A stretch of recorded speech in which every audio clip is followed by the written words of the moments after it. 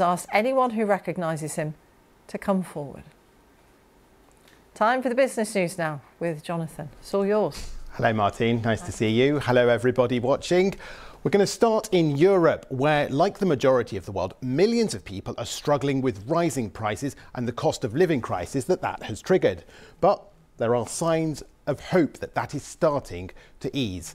In the last few hours, we've had the latest monthly inflation figures out of Spain, and they show that the pace of price rises on an annualised basis has fallen to 3.1% in March, when we use the measure that allows comparison with other Eurozone countries. And that's a big drop from February's 6% and was mainly due to lower energy costs, with food prices also falling.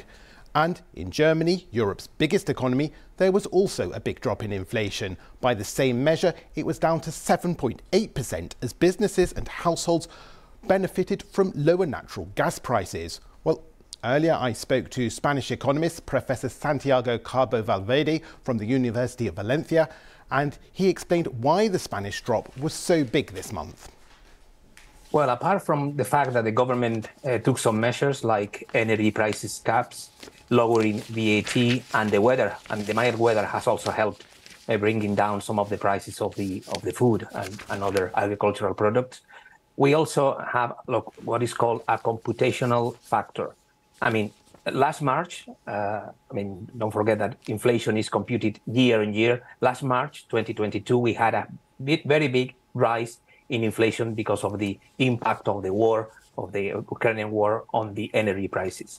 Now, a year later, of course, now energy prices are going down, and the impact of the war is already mostly finished, at least for the time being.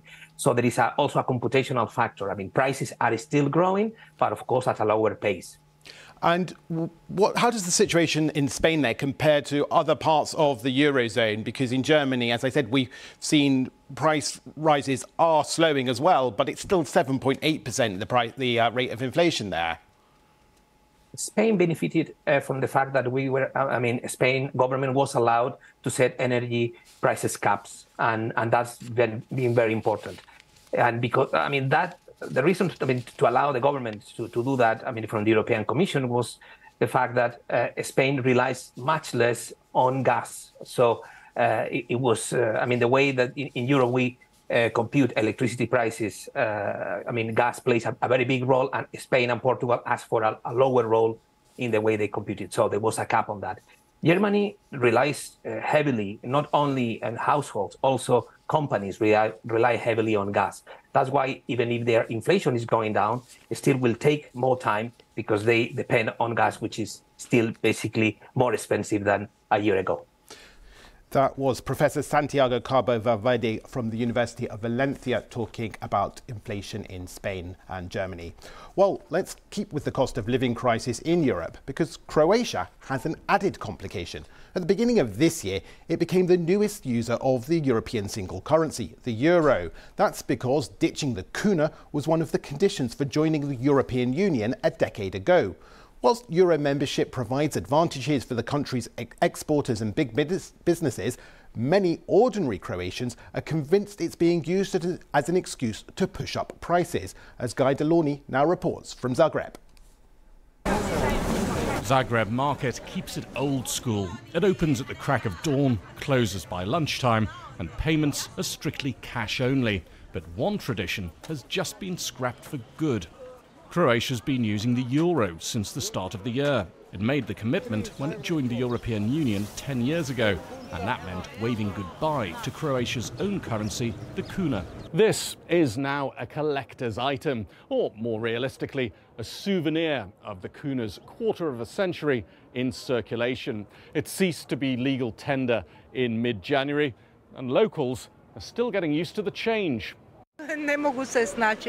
People can't handle euros yet, but we will learn. For some, the price clicks immediately. For others, 5 or 6 euros, they work it out. You tell them, take it or leave it. Croatians can't resist a cup of coffee, but there's consternation about the cost since the currency switch.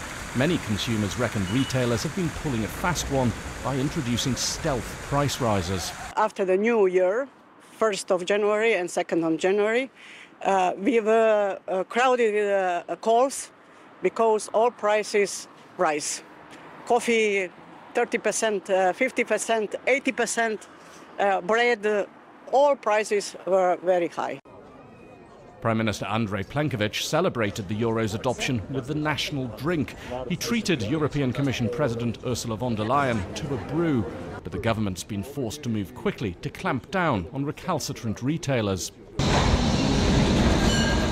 On the other hand, Croatian exporters could be heading for the fast track. These trams are locally made. Now they're priced in euros, they stand a better chance of attracting international buyers.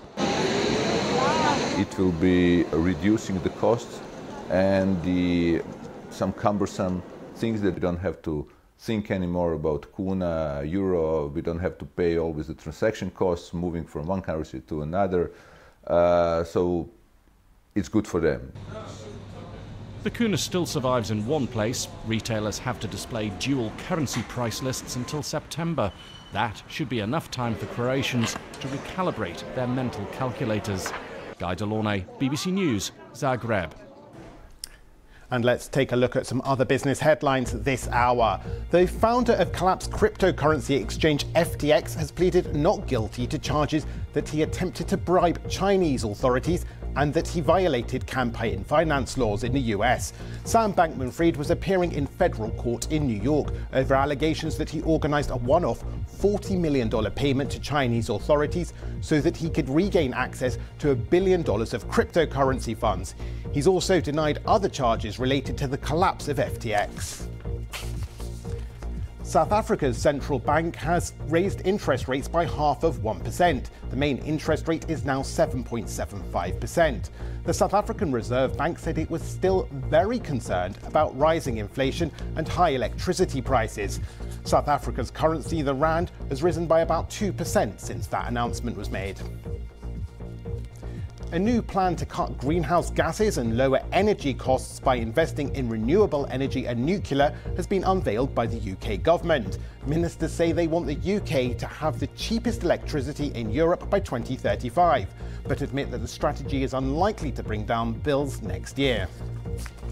And Manchester United have unveiled their latest financial results, which show the club made a net profit of $8 million between January and March. The club's bottom line was boosted by higher commercial incomes and a reduction in the wage bill. However, Manchester United's debt rose to $535 million during the period, due to the weakness of the pound against the US dollar. It comes as several groups express interest in buying the club from the Glazer family. And that's all we've got time for on World Business Report. Thank you for watching.